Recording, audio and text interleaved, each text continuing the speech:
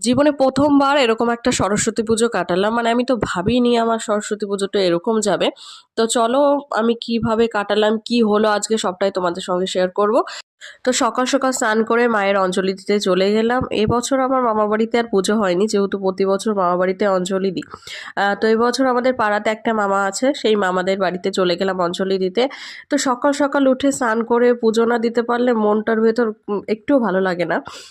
তো এই দিনটার জন্য আমরা সারাটা বছর অপেক্ষা করে থাকি, এবং না অঞ্জলি দিলে মানে মনটার মধ্যে একদমই শান্তি লাগে না। মায়ের পুজো যেহেতু ছোট থেকে দিয়ে আসছি। আর এই পুচকেটা হচ্ছে আমার মামার, সেই মামাটার মেয়ে। আর এটা হচ্ছে আমার বুনু।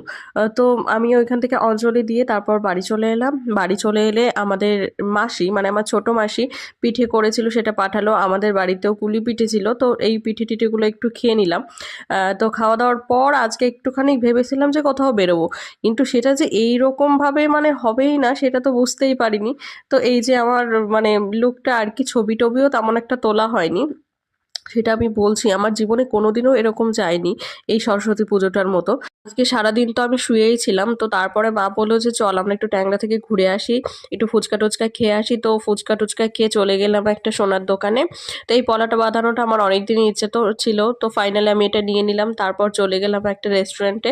তো সেখান থেকে গিয়ে আমি একটা রোল নিলাম, রোল খেলাম। আর মায়ের জন্য নিয়েছিলাম মোগলাই। তো খাওয়া দাওয়া করে বাবার ভাইয়ের জন্য রোল নিয়ে এলাম, তারপরে মিষ্টির দোকানে গিয়ে গোপালের জন্য মিষ্টি আনলাম।